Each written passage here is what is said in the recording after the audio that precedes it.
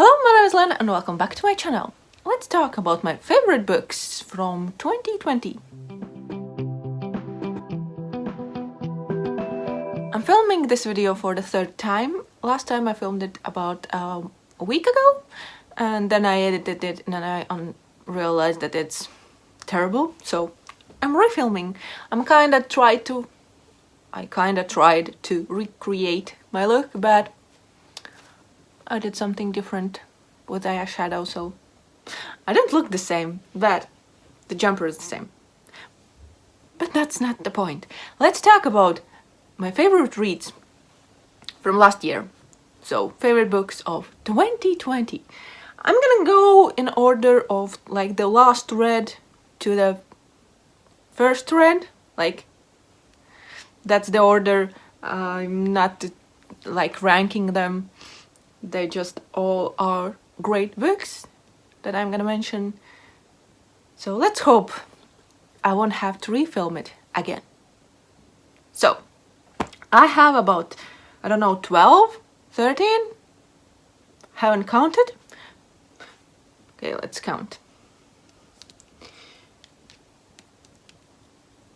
I have 12 books to talk about, so let's just get into them. First, I have Upe by Lara Vinogradova. The title you could translate to The River.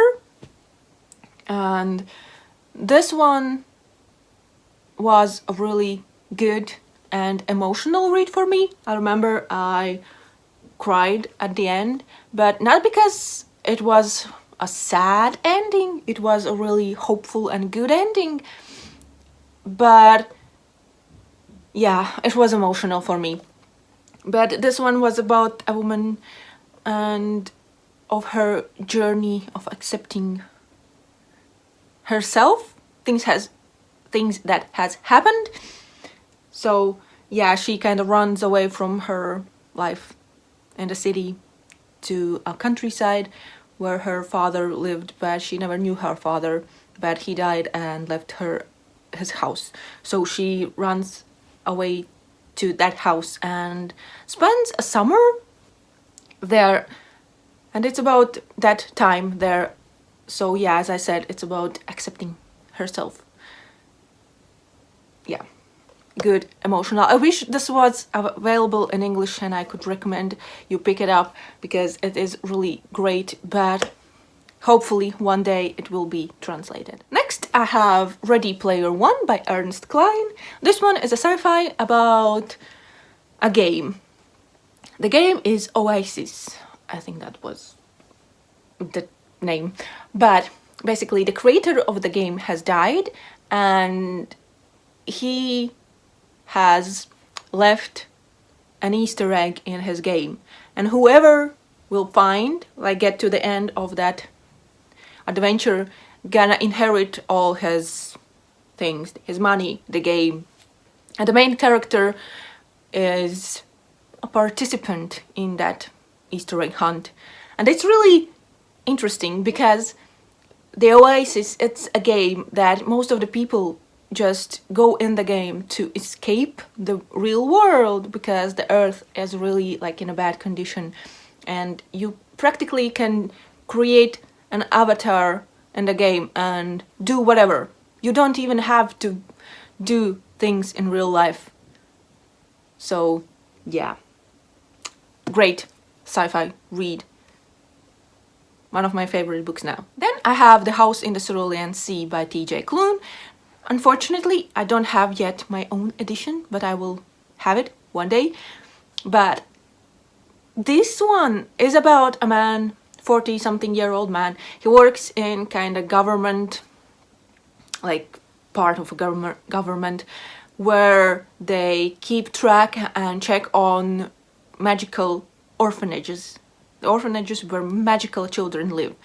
And he's sent to this like top secret orphanage where extra like dangerous kids live to like check if everything is going okay.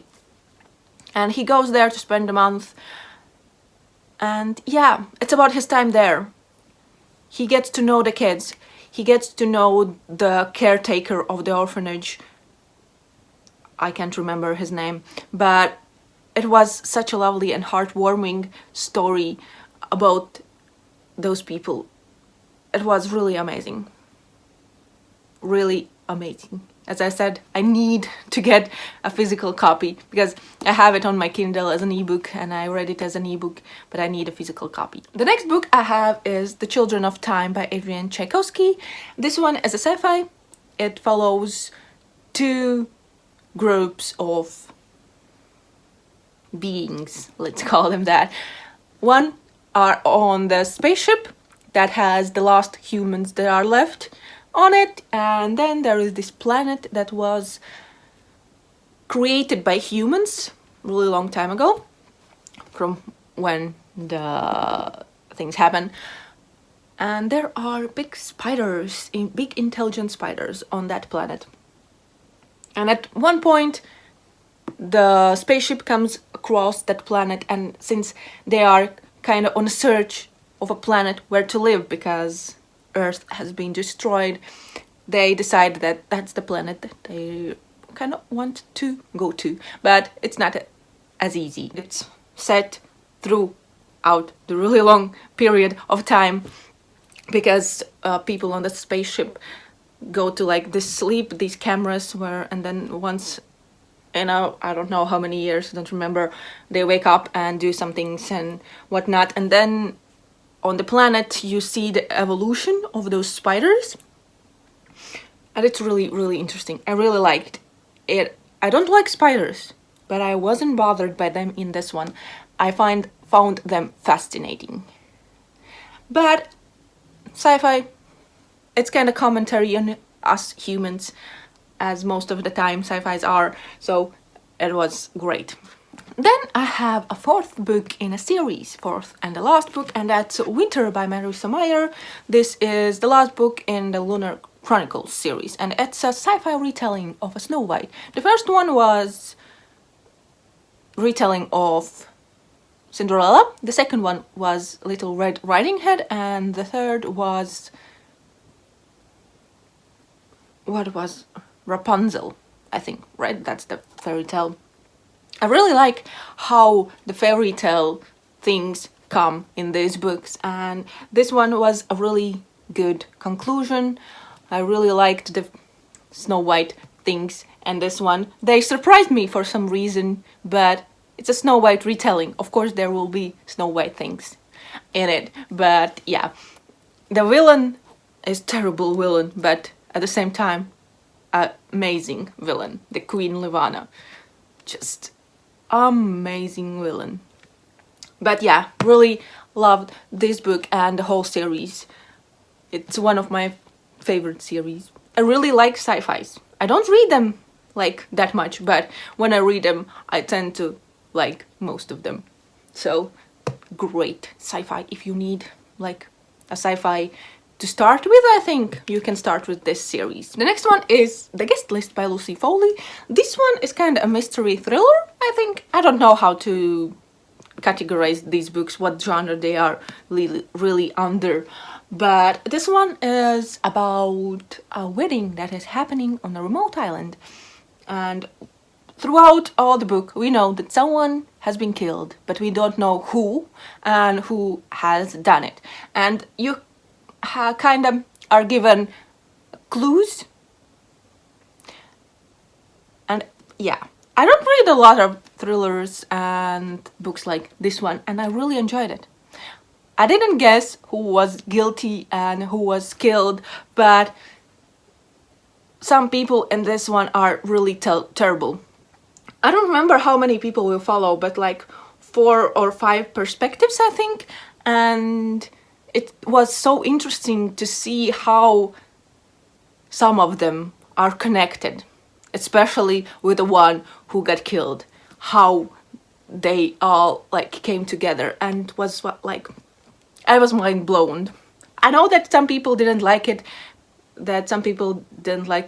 and I feel like it was predictable, but I did it. Next I have Lovely War by Julie Berry. This one is a historical fiction, but kind of with a magical element, because it is told by Greek gods, mostly by Aphrodite, but there is... oh, I forgot. Who were they? But I think Apollo, like what was the war god? Ares? I don't remember. But it is a love story, basically, at war times. Few love stories actually there are, but it was a really like nice and heartwarming kind of story, despite that it's set at wartime and it's just not easy. Like, things happen at war and it affects people, but I'm not gonna explain more about this book, but I just loved this book. It made me feel things, let's say that. And I remember that I started it on a beach in summertime. For some reason that's like in my brain, printed in my brain somewhere. But lovely historical fiction about love at wartime. Next one, again, is a part of a series, and it's Wundersmith by Jessica Townsend, and this one is the second book in Nevermore series.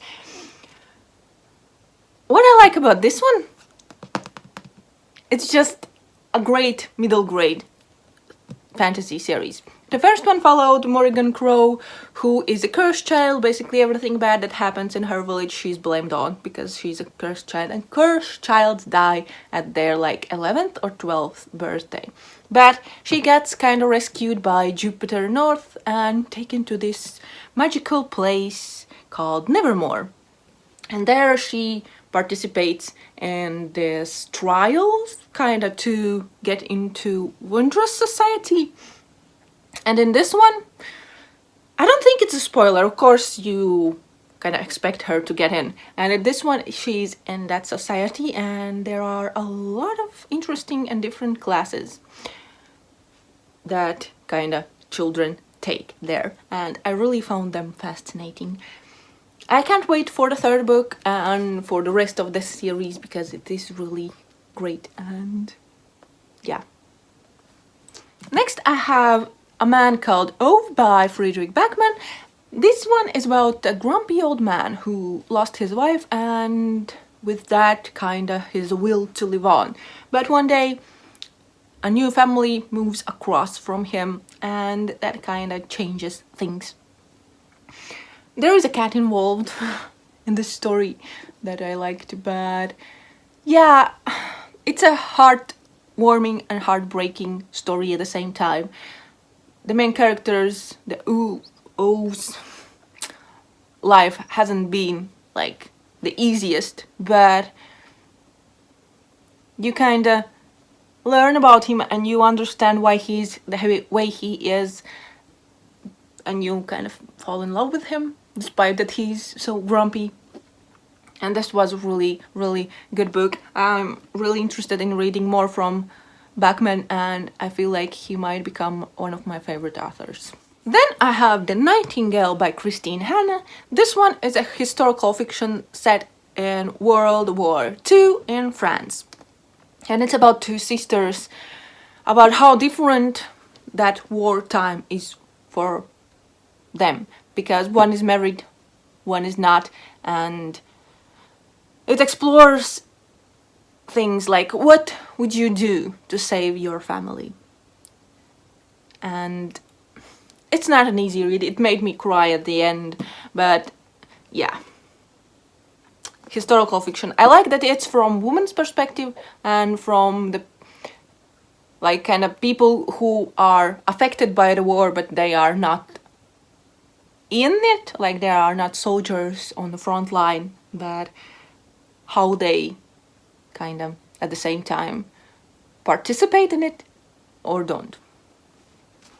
Next I have Always and Forever Lara Jean by Jenny Han.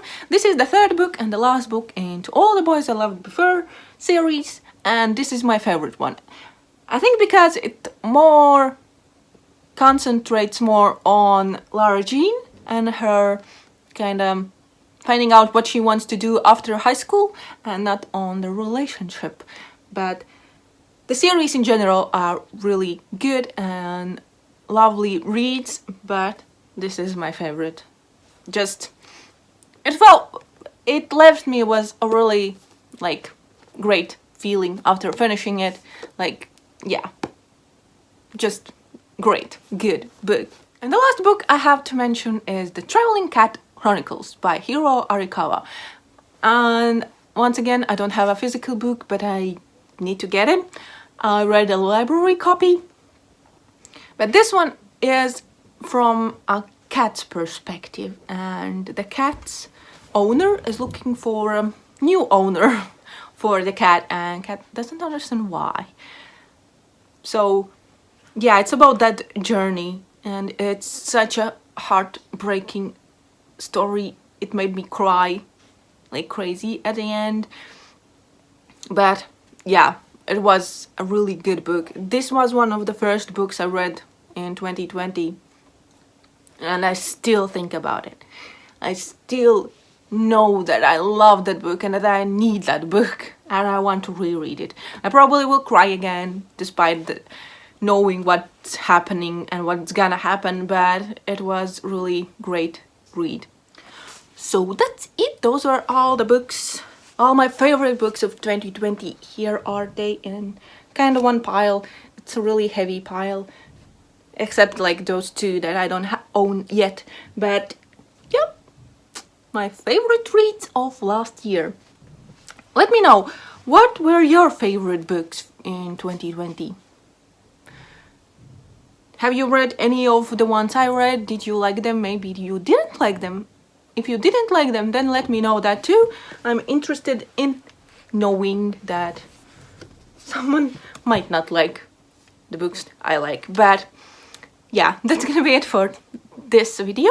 Thank you for watching. I hope you enjoyed, and see you in the next one. Bye!